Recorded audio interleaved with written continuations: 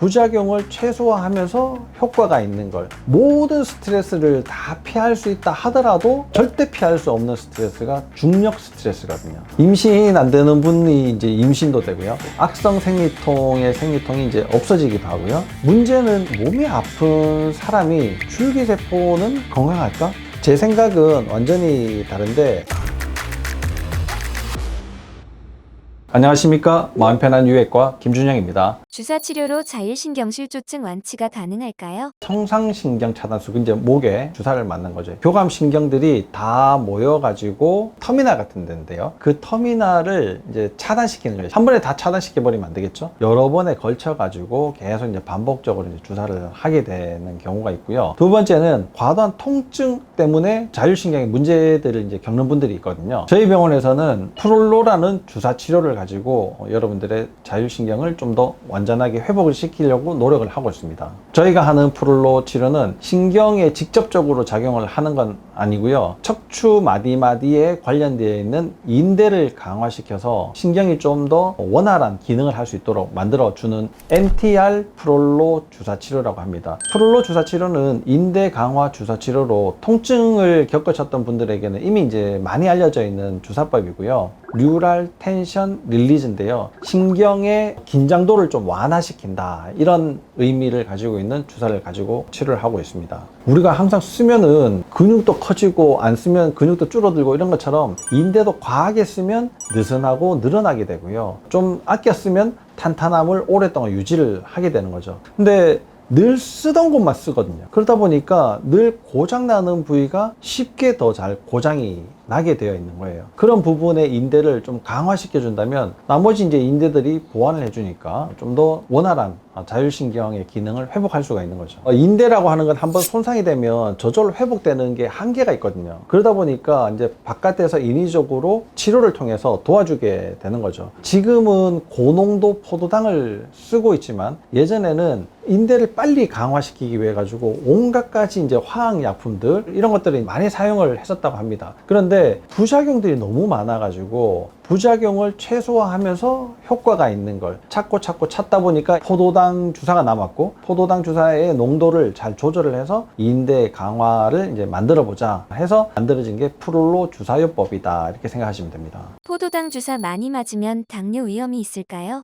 포도당 주사로 이제 척추 치료를 할 때 레벨이라고 표현을 하는데요. 7개에서 한 10개 정도의 레벨을 치료를 하게 되는데, 그때마다 이제 포도당 주사가 들어가겠죠. 근데 그걸 다 합쳐도 밥 한 숟가락 정도의 쌀에 들어있는 포도당 정도 수치거든요. 내가 만약에 진짜 너무 신경 쓰인다, 혈당이, 그러면 밥 한 숟가락을 안 드시면 해결되는 문제입니다. 혈당이 올라간다는 거는 혈액 내로 포도당이 흡수가 돼서 혈당이 올라가는 거잖아요. 근데 우리가 원하는 거는 인대가 강화되는 거기 때문에 국소적으로 인대에 작용할 수 있도록 그 근처에 뿌려주는 거죠. 그런데 이제 프롤로라는 주사 자체가 통증이 있을 때 주로 많이 사용을 했거든요. 또 허리 아프신 분들, 무릎 아프신 분들은 다 프롤로 주사를 한 번쯤은 맞아봤다고 생각이 되는데요. 그 프롤로 주사를 응용을 해서 저희는 척추 밸런스를 이제 잡는데 사용을 하거든요. 그러다 보니까 주사 놓는 위치라든지 주사 놓는 방식이라든지 주사액의 양이라든지 이런 것들이 사람마다 이제 천차만별로 이제 달라지게 되는 겁니다. 또 응용을 해서 척추의 상태를 좋은 상태로 이제 만들어 놓게 되면 뼈를 바르게 만든다 아니다를 떠나서 신경이 온전한 기능을 하게 되면 내 몸은 항상 이제 건강한 상태를 유지를 할 수가 있는 거거든요.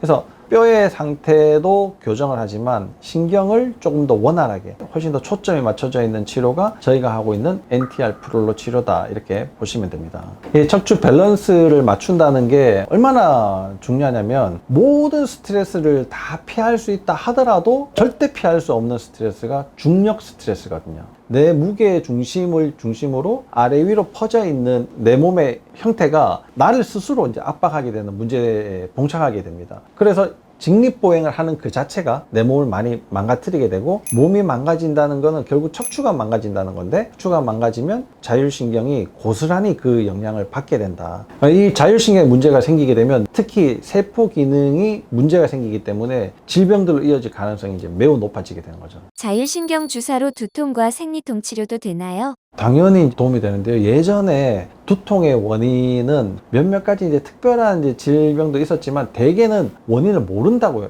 했었거든요. 대부분을 지금 알고 보니까 경추성 두통이다. 이렇게 이제 분석을 하고 있습니다. 그 얘기는 뭐냐? 경추가 이제 목뼈거든요. 여기에서부터 시작되어 있는 두통이라는 거예요. 다른 원인들도 많긴 하지만 경추성 두통이 대다수를 차지하고 있다는 걸 꼭 명심을 하셔야지 됩니다. 좀 직접적인 관련이 있는 거는 장 문제가 제일 많이 관련되어 있는데요. 장의 문제를 만드는 혈액순환의 장애는 또 자율신경이 관여하고 있고, 자율신경의 문제는 골반과 목의 문제 때문에 생기게 되는데, 이 골반의 문제가 자궁에 직접적으로 영향을 주거든요. 그러니까 어떤 하나의 문제가 어떤 하나의 결과를 만들어낸다기보다는 문제를 만들어내는 다양한 원인을 많이 찾아내서 빨리빨리 교정을 하는 것이 가장 중요합니다. 그러면 원인을 다 찾아낼 수 있느냐? 그건 좀 불가능하겠죠? 주요 문제를 많이 일으키는 그런 문제점들을 원인을 찾아서 교정을 하는 거죠. 내가 중요한 부분들만 잘 관리를 하고 있으면 나머지 것들은 그때그때 사고가 생기는 그 이벤트 상황에서만 대처를 잘 하신다면 내가 평생을 봤을 때 건강을 유지하는 거는 비교적 좀 수월하게 할 수 있다라고 생각하시면 되는 거죠.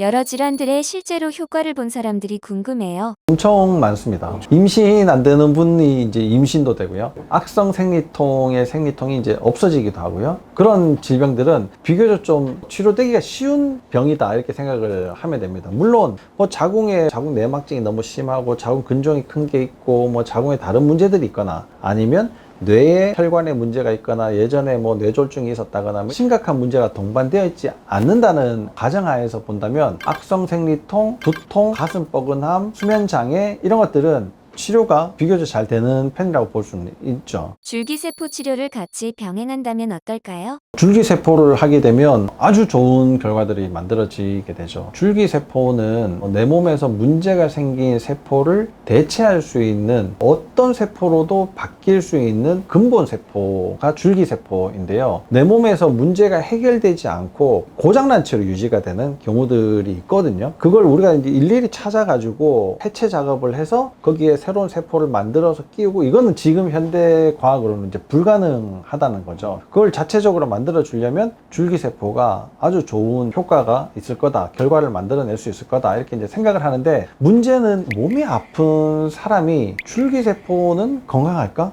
다른 세포는 다 망가졌는데 줄기세포만 쌍쌍해? 이건 기대하기가 조금 쉽지 않겠죠. 그래서 요즘 이제 그런 것들을 극복하기 위해 가지고 1억 셀이다, 2억 셀이다, 뭐 이렇게 이제 숫자를 확 늘려가지고 비실비실한 씨앗인데 자갈밭이라도 많이 뿌려놓으면 그 중에 뭐 좀 자라는 게 있겠지? 이런 전략이 이제 줄기세포 치료 방법인데요. 제 생각은 완전히 다른데, 일단 자갈밭을 잘 경작을 해야죠. 자갈을 다 걸러내고 좋은 옥토로 만들어 내야지 좋은 효과를 볼 수가 있을 텐데요. 그런데 옥토를 만들 수 있는 방법에 대해 가지고는 아무도 이야기를 못하고 있거든요. 거기에 바로 자율신경 기능의학이라는 것이 여러분들의 옥토를 만들어 준다 이렇게 생각을 하시면 되는데, 평상시에 내 몸을 자갈밭이 아닌 기름진 논밭으로 바꾼다라고 생각하시면 그것도 또 좋은 방법이라고 생각을 합니다. 지금까지 자율신경을 치료할 때 주사요법이 어떻게 도움이 되는가, 또 어떤 질병에 효과적인가를 설명을 드렸습니다. 다음 이 시간에도 또 더 좋은 내용으로 여러분들을 찾아뵙도록 하겠습니다. 감사합니다.